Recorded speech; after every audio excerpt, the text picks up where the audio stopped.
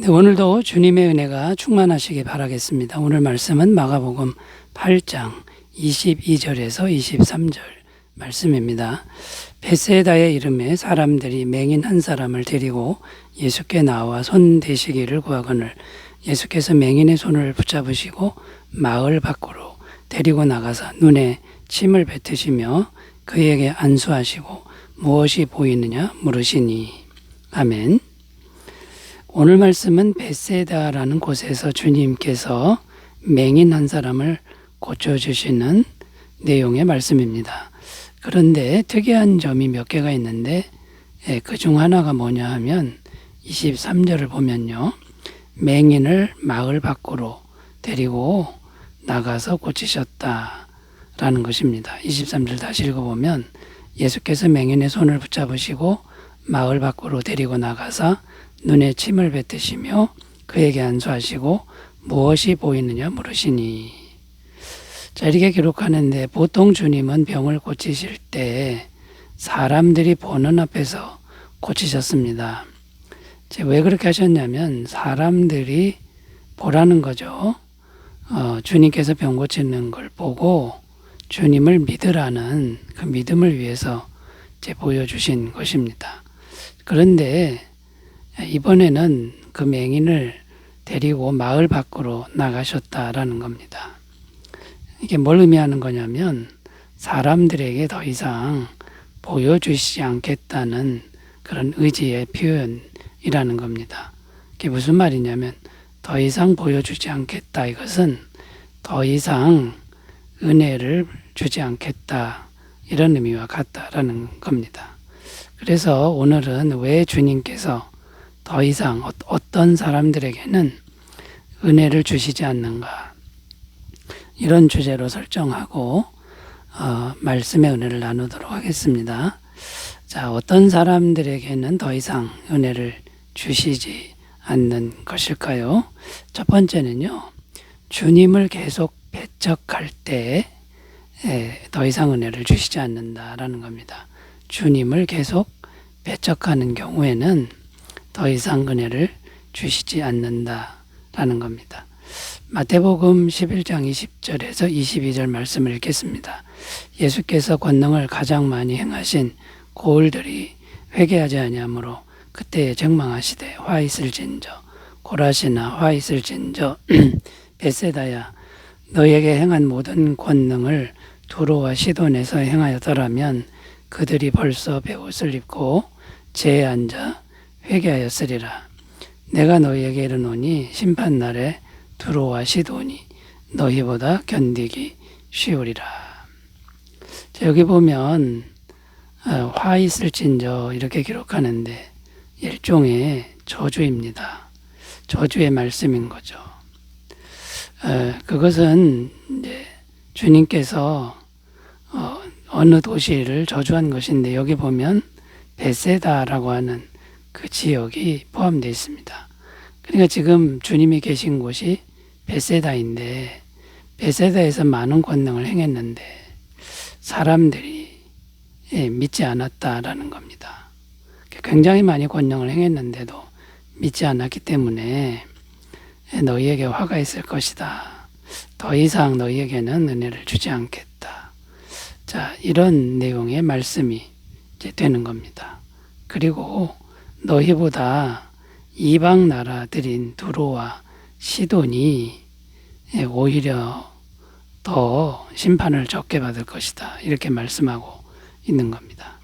자, 그러니까 이제 다시 요약하면 무슨 말이냐면 주님께서는 계속 은혜를 주시는 분이죠. 계속 은혜를 주시는데도 계속 배척을 하면 더 이상 은혜를 주시지 않는다. 이런 말씀으로 요약이 되는 겁니다. 여기서 우리가 또 오해하지 말아야 할 것이 뭐냐면 그 계속 배척하는 사람들에게만 주시지 않는 것이지 은혜의 주님은 항상 그 자리에 계시다라는 겁니다. 그러니까 주님의 은혜는 영원토록 있다라는 것을 우리가 오해하지 말아야 된다라는 것이죠. 자, 이렇게 하시는 이유가 뭐냐면 주님은 인격체이시기 때문입니다. 인격을 가지셨기 때문에 배척하는 사람들에게는 마음을 가지셨기 때문에 더 이상 제 은혜를 주지 않는 이런 일이 생긴다라는 거죠. 요한계시록 3장 20절입니다. 볼지어다 내가 문 밖에 서서 두드리노니 누구든지 내 음성을 듣고 문을 열면 내가 그에게로 들어가 그와 더불어 먹고 그는 나와 더불어 먹으리라. 자, 주님은 인격체이심으로 우리의 인격적인 반응을 요구하신다라는 거고요.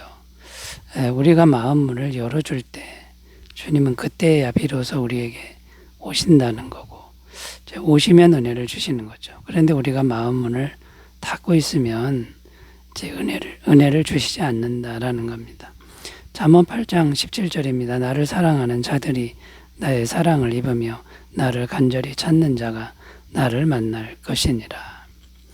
주님은 은혜의 주님입니다. 항상 은혜를 주시는데 주님을 찾는 자들에게는 이 은혜가 공급이 되지만 찾지 않으면 은혜가 공급이 안 된다라는 말씀이 됩니다.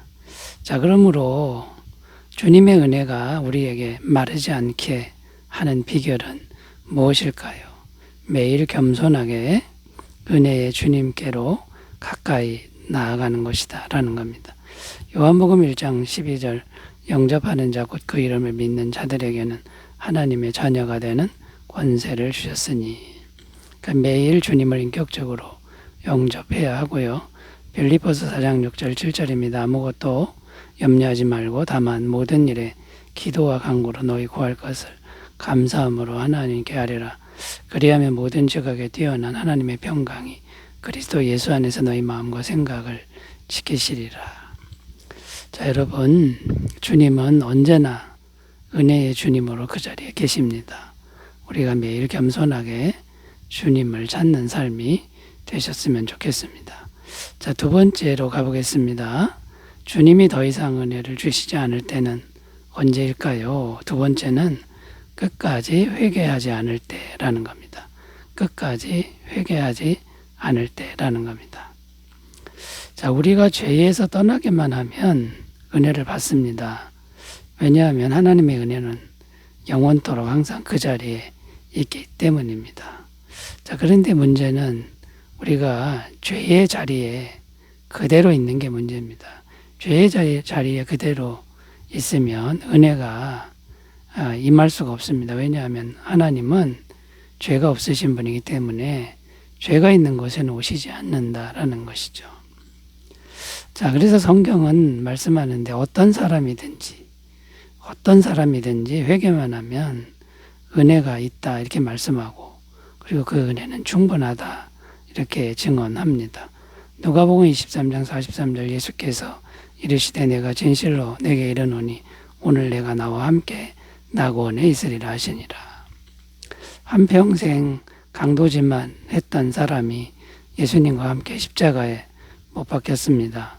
죽는 순간에 회개를 하는데 주님께서 넉넉한 은혜로 구원해 주셨다라는 겁니다.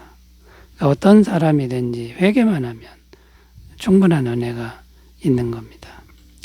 또 예수님의 제자 중에 베드로와 가룟 유다를 비교를 우리가 많이 하는데요. 베드로는 예수님을 3번이나 부인합니다. 그리고 그 이름을 저주까지 하면서 부인하죠. 엄청나게 큰 죄를 지었습니다. 그에 비해 유다는 그런 죄는 짓지 않았습니다.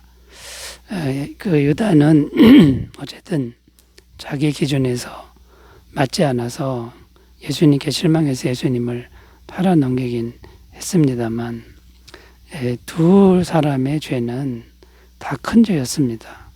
그런데 베드로가 살아난 이유는 회개를 했기 때문이고, 가룟 유다가 버림받은 이유는 끝까지 회개하지 않았다라는 것입니다. 자, 그러니까 여러분, 회개하는 게 살 길이라는 거죠. 근데 어떤 사람들은 끝까지 회개하지 않는다라는 거고, 성경은 회개하지 않으면 큰 심판을 받는다 이렇게 말씀합니다. 누가복음 13장 4절 5절도 실로암에서 망대가 무너져 치어 죽은 18사람이 예루살렘에 거한 다른 모든 사람보다 죄가 더 있는 줄 아느냐. 너희에게 이르노니 아니라 너희도 만일 회개하지 아니하면 다 이와 같이 망하리라. 여러분, 우리가 훌륭해서 구원받는 게 아닙니다.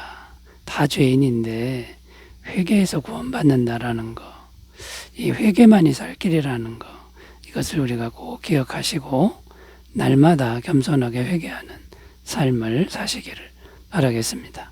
자, 세 번째로 가보겠습니다. 주님이 더 이상 은혜를 주시지 않을 때가 언제일까요?